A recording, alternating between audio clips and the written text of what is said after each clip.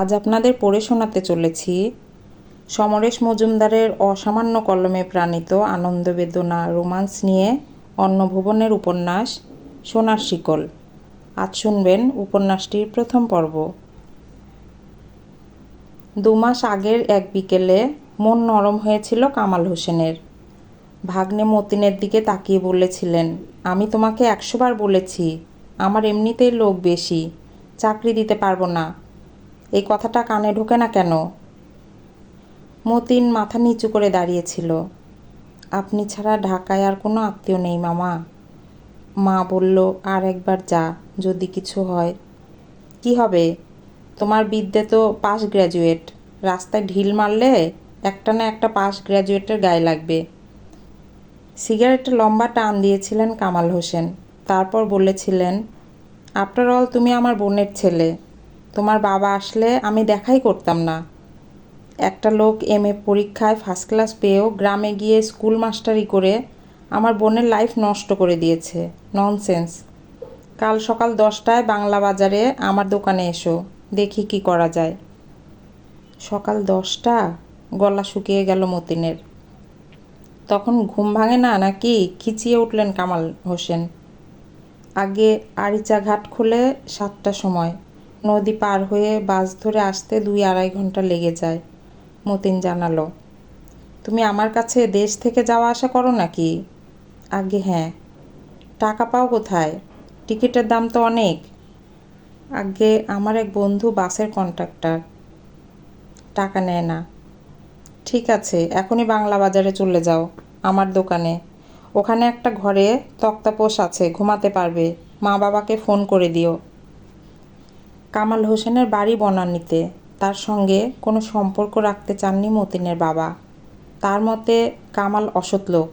প্রকাশনার ব্যবসাটা ভালো চলে বটে, আসল রোজগার গার্মেন্টস ব্যবসায়। ওই ব্যবসা সে সততার সঙ্গে করে না। কিন্তু মতিনের মা ভাইয়ের কোনো দোষ দেখতে পান না। স্বামীর ভয়ে দীর্ঘদিন ভাইয়ের সঙ্গে দেখা করতে না পারলেও খবরাখবর রাখেন। তাই বেকার ছেলে যখন হতাশায় ভুগছে, তখন স্বামীকে লুকিয়ে ভাইয়ের কাছে পাঠিয়েছেন বারংবার। বনানী থেকে বাংলা বাজারে কতক্ষণ পৌঁছানো যাবে তা কেউ চট করে বলতে পারবে না। এমনিতে ঢাকার রাস্তায় সকাল 8টা থেকে রাত 10টা পর্যন্ত গাড়ির গতি 10 কিলোমিটারের ওপরে ওঠে না। তার উপর রিকশার দঙ্গল বেড়ে যায় নতুন ঢাকা থেকে পুরনো ঢাকার রাস্তায় পড়লে। মতিন তার কন্ডাক্টর বন্ধুর কাছে জেনে এসেছিল তার বাস ছাড়বে সন্ধ্যা 6টায়। এখনও গিয়ে সেই বাসে ওঠা যায়। কিন্তু মামা যখন থাকতে বলেছেন, তখন একটু আশার আলো দেখতে পাচ্ছে সে। বাস বদলে বদলে সে যখন বাংলা বাজারে পৌঁছালো, তখন রাত 1টা বাজে। পকেটে তখন মাত্র 10 টাকা পড়ে আছে। ঢাকার বই ব্যবসার সবচেয়ে বড় কেন্দ্র হলো বাংলা বাজার। এখন অবশ্য নিউ মার্কেটে বইয়ের কিছু দোকান হয়েছে, কিন্তু বাংলা বাজার থেকেই গোটা দেশে জেলায় জেলায় বই যায়। যাওয়া আসার অসুবিধা বলে বেশিরভাগ প্রকাশক 6টা বাজলেই দোকান বন্ধ করে বাড়ি চলে যান। ঠিকানা খুঁজে খুঁজে বিদ্যাসাগর লেখা সাইনবোর্ড দেখতে পেয়ে পা চালালো মতিন। দোকানের ঝাঁপ পড়ে গেছে, কিন্তু ভেতরে আলো জ্বলছে। পাশের একটা দরজা খোলা বলে বোঝা যাচ্ছে। সে সেই দরজার সামনে পৌঁছে দেখল 2জন লোক বই প্যাক করছে। একজন প্রৌঢ় তার দিকে তাকিয়ে বলল, দোকান বন্ধ, কাল আসবেন। আমার মামা এখানে আসতে বলেছেন। এবার প্রৌঢ় সোজা হয়ে দাঁড়ান। আরে মিয়া, কামাল ভাই 5 ঘন্টা আগে ফোনে বললেন আপনার কথা, এতক্ষণ কোথায় ছিলেন? আর 5 মিনিট পর এলে তো আমাদের পেতেন না। আসুন, ভেতরে আসুন। মতিন সবিনয়ে বলল, আমাকে আপনি করে বলবেন না। কামাল ভাই কি নিজের মামা? মনে হয় না, জবাবটা দিল প্রৌঢ়। কি বলবে মতিন? একটু হাসল। পকেটে পয়সা নিশ্চয় আছে? হ্যাঁ, 10 টাকা। বুঝলাম, ওই চেয়ারে বসো। প্রৌঢ় একটা ড্রয়ার থেকে কিছু টাকা বের করে দ্বিতীয় লোকটিকে দিয়ে বলল, বেবি বোর্ডিং থেকে একজনের ভাত মাছ নিয়ে আয়। এখন যদি মাছ না পাওয়া যায়, ডালের সঙ্গে যত ভর্তা পাবি নিয়ে নিবি। দ্বিতীয় লোকটি বেরিয়ে গেলে প্রৌঢ় বলল, এদিকে এসো। 3টে ঘরে প্রচুর বই। তারপরে একটা ছোট্ট ঘর, তক্তপোশের ওপর বিছানা পাতা রয়েছে, ওপাশে বাথরুম। প্রৌঢ় বলল, যাও হাত মুখ ধুয়ে নাও, ভাত খেয়ে এখানেই থালা রেখে দেবে। ওই বোতলে পানি আছে, ভালো পানি। আমরা বাইরে থেকে তালা মেরে যাব, খুলব 9:30টায়। চুপচাপ ঘুমিয়ে থেকো, আর 9:30টার মধ্যে রেডি হয়ে নেবে, তোমার মামা যেন ঘুমাতে না দেখে। বাটিতে ডাল, ভাত আর আলু ভর্তা, বেগুন ভর্তা, ঢেঁড়স ভর্তা নিয়ে এলো লোকটা। ওরা বাইরের আলো নিভিয়ে দরজায় তালা দিয়ে চলে গেলে গোগ্রাসে খেয়ে নিল মতিন। হাত মুখ ধুয়ে জল খাওয়ার পর মনে পড়ল মার কথা। তার এখানে থেকে যাওয়ার কথা নয়, এতক্ষণে নিশ্চয় খুব চিন্তায় পড়েছে মা। এখানে ঢোকার সময় প্রথম ঘরে সে টেলিফোন দেখেছিল, কিন্তু অন্ধকারে সে কি করে নাম্বার ডায়াল করবে। অতএব আলো জ্বালতেই হলো। তাড়াতাড়িতে প্রথমবার রং নাম্বার হলো। দ্বিতীয়বারে বাবার গলা পেয়ে সে বলল সে আজ ঢাকায় কাজে আটকে গেছে। ঠিক 10টার সময় কামাল হোসেন এলেন। এই অফিসে তার ঘর আলাদা, শীতাতপ নিয়ন্ত্রিত। এসেই ডেকে পাঠালেন মতিনকে। আপাদমস্তক দেখে জিজ্ঞেস করলেন, নাস্তা করেছ? জি না। একদিন নাস্তা না করলে কেউ মরে যায় না। খিদে পেলেও চুপ করে থাকলো মতিন। তোমার নিশ্চয় পাসপোর্ট নেই? তাকালেন কামাল হোসেন। জি না। জি জি করো না তো, মোস্ট ইরিটেটিং। শোনো, আমি তোমাকে এখানে চাকরি দিতে পারবো না, কিন্তু একটা সাহায্য করতে পারি। মাস 2 পরে নিউ ইয়র্কে একটা মেলা হবে, যেখানে আমরা অংশগ্রহণ করব। Garment fair. 3জন কর্মচারীকে পাঠাচ্ছি স্টলে থেকে বিক্রি করার জন্য। তুমি যদি চাও তো তাদের একজন হতে পারো। যাতায়াতের ভাড়া ছাড়া থাকা খাওয়ার খরচ আমি দেব। তবে তার জন্য তোমাকে পাসপোর্ট বের করতে হবে। পাসপোর্ট পেলে ভিসার জন্য আবেদন করবে। আমেরিকার ভিসা পাওয়া খুব শক্ত ব্যাপার। বাকি 2জন আগে গিয়েছে বলে ওদের অসুবিধা হবে না। মেলা চলবে 5 দিন, তারপর ফিরে আসবে সবাই, কামাল হোসেন বললেন।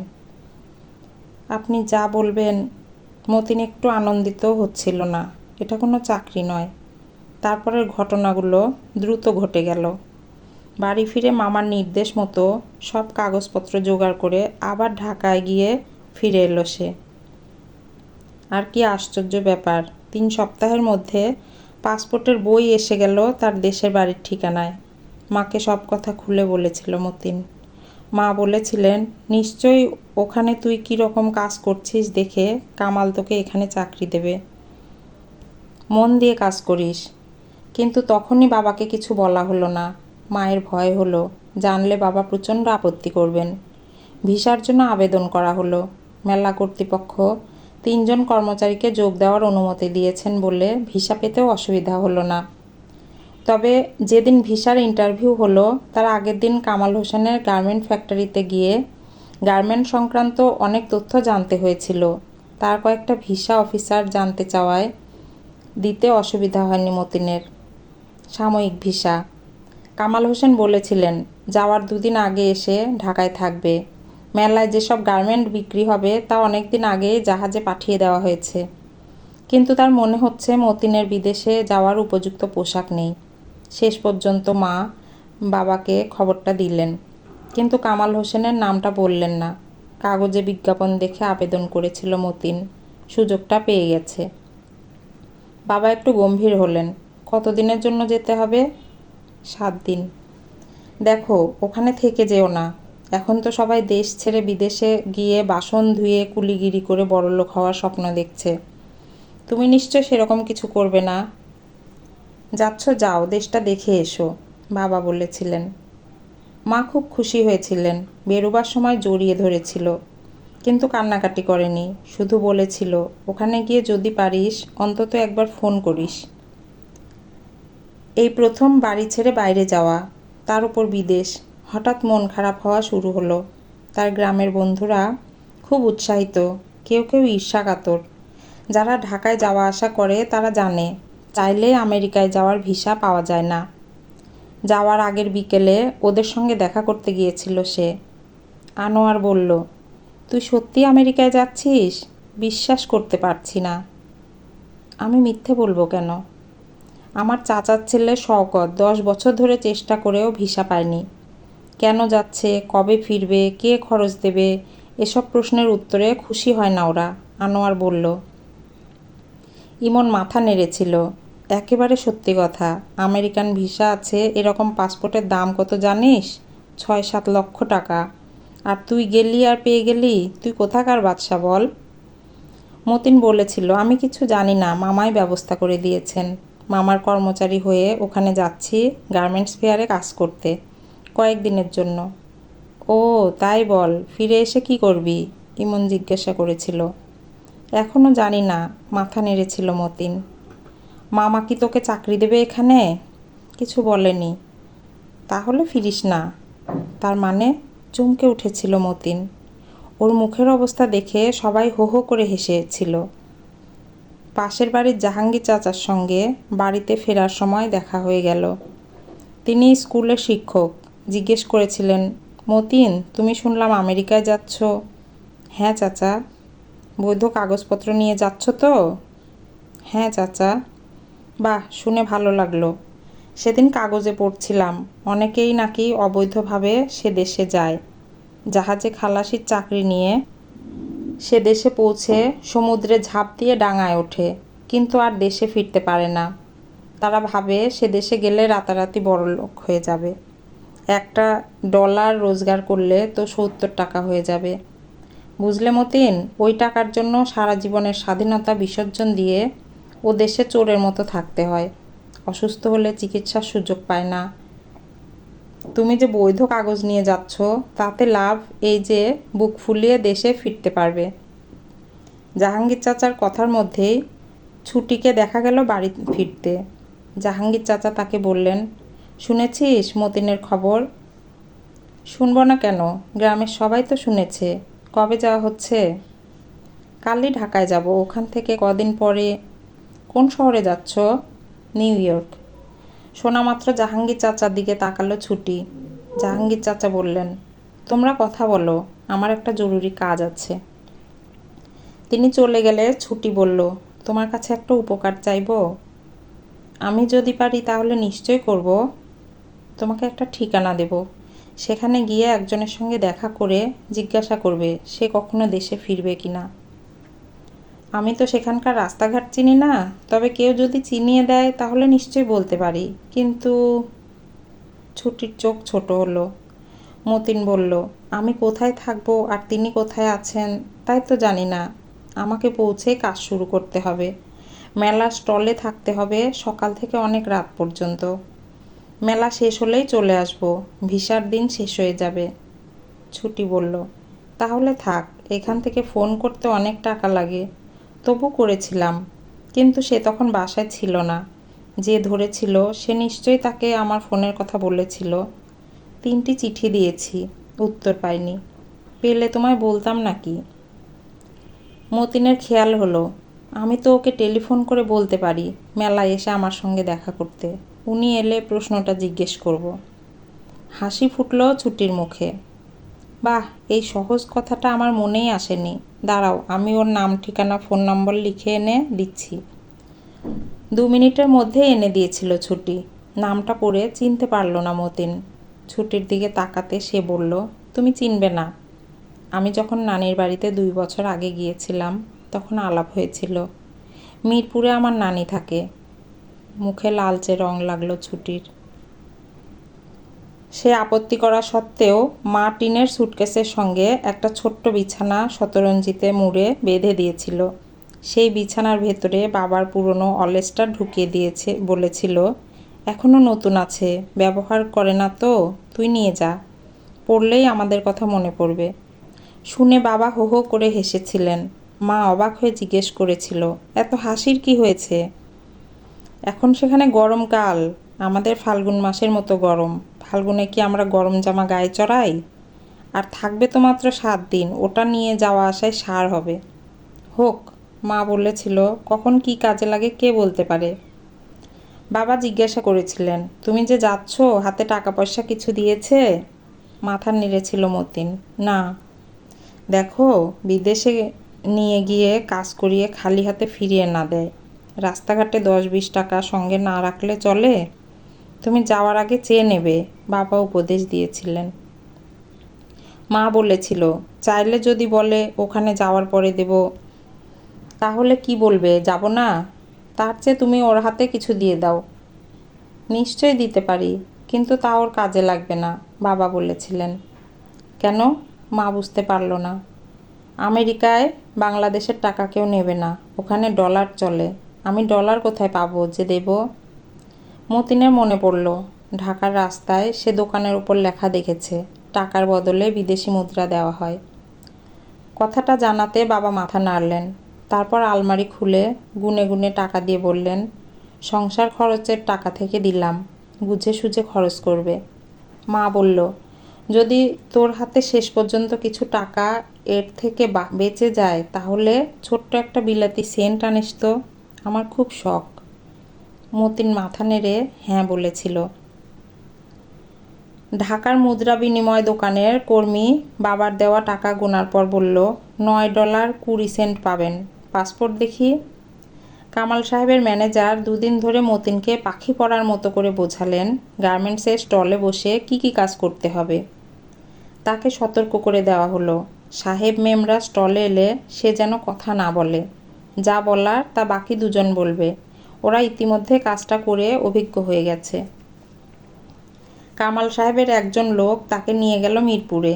সেখানে সস্তায় শাড়ি, প্যান্ট, গেঞ্জি, শার্ট এবং কোট পাওয়া যায়।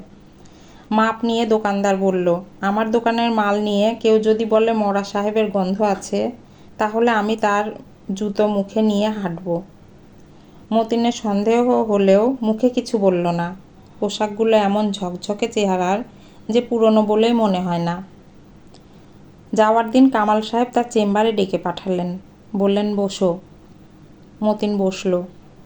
কামাল ভাই বললেন, এই যে আজ তুমি আমেরিকা যাবে, তা যে আমি ব্যবস্থা করেছি বলেই সম্ভব হচ্ছে, তা তোমার মা বাপ জানে? মাথা নেড়ে হ্যাঁ বলল মতিন। তোমার বাপ তো আমাকে এমন অপছন্দ করে যে নামও মুখে নেয় না, অক্ষমের অহংকার। আমি যা করেছি তা তোমার মায়ের কথা ভেবে। যাকগে, ওখানে গিয়ে দলের সঙ্গে থাকবে, কিন্তু যেদিন মেলা শেষ হয়ে যাবে সেদিন একটু ঘুরতে পারো। আমার পরিচিত একটা লোক নাম মুর্শেদ তোমাকে নিউ ইয়র্ক শহর ঘুরিয়ে দেবে। কামাল সাহেব একটু থামলেন। তোমার জন্য যা করলাম তার মূল্য বুঝতে পেরেছ? মতিন চুপ করে রইল। সে কি উত্তর দিতে পারে? কোটি কোটি টাকার মালিকের ছেলে অনেক চেষ্টা করেও আমেরিকান ভিসা পাচ্ছে না, আর তোমার মতো একটা বেকার ছেলেকে আমি সেখানে যাওয়ার সুযোগ করে দিলাম। আশা করি সারা জীবন কথাটা মনে রাখবে। আর হ্যাঁ, ফিরে এসে দয়া করে আমার কাছে চাকরি চেয়ে ঘ্যান ঘ্যান করবে না। যদি আসো তাহলে যেন আমার দারোয়ান তোমাকে ঢুকতে দেবে না। যাও। মতিনের দুই সঙ্গী তার চেয়ে বয়সে বড়, অনেক বড়। দুজনেই বিবাহিত, ছেলে মেয়ে আছে। একজনের নাম শাহজাহান, দ্বিতীয় জনের নাম জিয়াউদ্দিন। অফিসের গাড়িতে তাদের সঙ্গে এয়ারপোর্টে এলো মতিন। ডান হাতে টিনের সুটকেস, বাঁ হাতে শতরঞ্জিতে মোড়া বেডিং। এগুলো নিয়ে গাড়িতে ওঠার পরই শাহজাহান চোখ কপালে তুলেছিল। আরে, তুমি ওই বেডিং বগলে নিয়ে আমেরিকায় যাবে নাকি? ওখানে শোয়ার জন্য, বিড়বিড় করেছিল মতিন। জিয়া বলেছিল, সব আছে, কোনো চিন্তা নেই, ওটা রেখে যাও। প্রায় বাধ্য হয়ে বেডিং খুলে বাবার গরমের পোশাক বের করছিল সে। তাই দেখে আর এক প্রস্থ হাসাহাসির পর শাহজাহান বলল, ওটা হাতে ঝুলিয়ে নাও, রেখে গেলেই ভালো করতে, কাজে তো লাগবে না। জিয়া হাসল। টিনের সুটকেসে প্লেনে খাওয়ার জন্য চিড়েমুড়ি নিয়েছ তো? প্রায় একদিনের রাস্তা, বেশি থাকলে আমাদেরও দিও। মাথা নেড়ে না বলল মতিন। জিজ্ঞেস করল, এয়ারপোর্টে ওসব কি কেনা যায় না?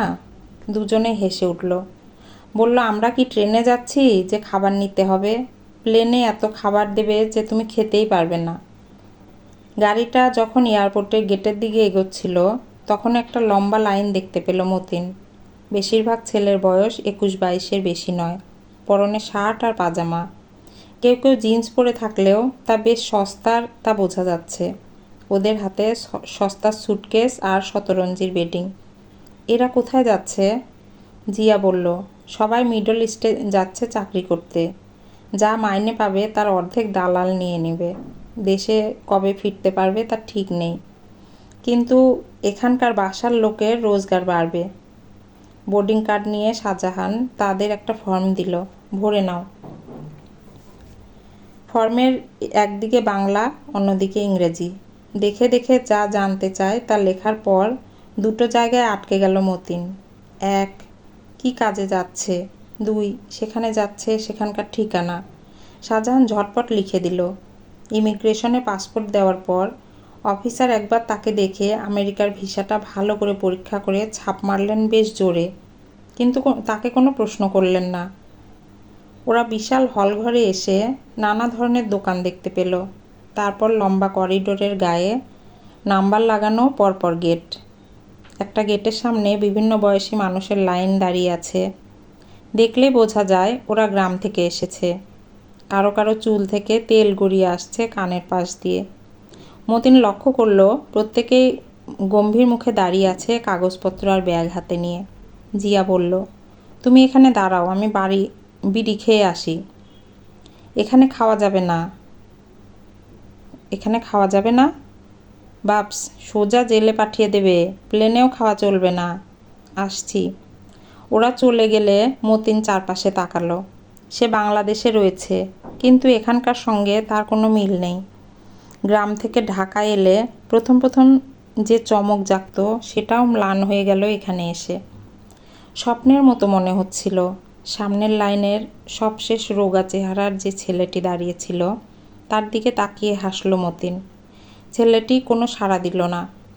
ছেলেটির পাশে গিয়ে মতিন জিজ্ঞেস করল, কোথায় যাচ্ছ? মালয়েশিয়া। নামটা ছোট করে বলল ছেলেটি। মালয়েশিয়া? হ্যাঁ, চাকরি পেয়েছি, বেশ গম্ভীর গলায় বলল ছেলেটি। কি চাকরি? কারখানায়। এ সময় একটি লোক এগিয়ে এলো। কিছু বলবেন ভাই? না, সরে গেল মতিন। পরে জিয়া বলেছিল, রোজ প্রচুর ছেলেকে মালয়েশিয়ায় আরব দেশে নিয়ে যাওয়া হয়। বেশিরভাগ ছেলে যাচ্ছে শ্রমিকের কাজ নিয়ে। কেউ কেউ খারাপ কথা বললেও এর ফলে দেশের বেকার সমস্যার সংখ্যা যে কমে যাচ্ছে তাতে কোনো সন্দেহ নেই। জিয়া এবং শাহজাহানের সঙ্গে লাইনে দাঁড়িয়ে ব্যাগ সুটকেস সার্চ করিয়ে আর একটা ঘরে ঢুকলো মতিন। জিয়া বলল, এরপর আমাদের প্লেনে ওঠার জন্য ডাকবে। এই ঘর থেকে বের হলেই মনে করবে বাংলাদেশ ছেড়ে চলে গেলে। কেন? প্লেন বাংলাদেশের মাটিতে দাঁড়িয়ে থাকবে, মতিন বলল। প্লেনের ভেতর ঢোকার পর সেটা একদম মনে হবে না, জিয়া বলল। তারপর ওরা প্লেনের ভেতর ঢুকে গেল। ঢোকার পর মতিন স্তম্ভিত। একটা লম্বা স্বপ্ন ঘর। আলো বেরিয়ে আসছে ওপর থেকে। ওরা তিনজন পাশাপাশি চেয়ারে বসলো। তার আগে পেছনে অনেক সারি। ক্রমশ ভর্তি হয়ে গেল প্লেনটা। মতিন জানালা দিয়ে বাইরে তাকালো। আলো দেখা যাচ্ছে। দাঁড়িয়ে আছে প্লেন। সুন্দরী মেয়েরা যারা তদারকি করছে যাত্রীদের, তাদের বেশ সুন্দরী মনে হলো মতিনের। তাদের গ্রামের যেসব মেয়ে সুন্দরী তারা এদের মতো স্মার্ট নয়। এয়ার হোস্টেস এসে বাংলায় বলল, কোমরের বেল্ট বেঁধে নিতে। ওটাকে কবজা করতে অসুবিধা হচ্ছিল মতিনের। জিয়া তাকে সাহায্য করলো। বলল, প্লেন যদি ঝাঁকায় তাহলে বেল্ট থাকলে চোট খাবে না। ঝড় বৃষ্টির মধ্যে পড়লে তো প্লেন ঝাঁকাতেই পারে। সর্বনাশ, মতিন হাসল। তুমি 7 দিনের মধ্যেই ফিরে আসবে। তার মধ্যে আমি ফিরতে বাধ্য। তা ঠিক, এই 7 দিনের জন্য কত তোমাকে দিচ্ছে কামাল ভাই? মাথা নাড়ল মতিন। না, কিছুই দেবে না। শালা হারামি, চাপা গলায় বলল জিয়া। অবাক হয়ে তার দিকে তাকাতে প্লেন গর্জে উঠল। বিশাল প্লেন। অনেকক্ষণ মাটির ওপর দিয়ে ছোটার পর আচমকা আকাশে ডানা মেলল প্লেন। নিচের দিকে তাকানো হলো না। মতিন চোখ বন্ধ করল। সে বাংলাদেশ ছেড়ে তখন আকাশে। আপনারা শুনছিলেন সমরেশ মজুমদারের সোনার শিকল। গল্প পাঠ যদি আপনাদের ভালো লেগে থাকে অবশ্যই কমেন্টে জানাবেন। আমি নিয়মিত গল্প পাঠ করে শোনাচ্ছি। খুব শীঘ্রই আগামী পর্ব নিয়ে চলে আসব। ততক্ষণ পর্যন্ত সবাই ভালো থাকবেন।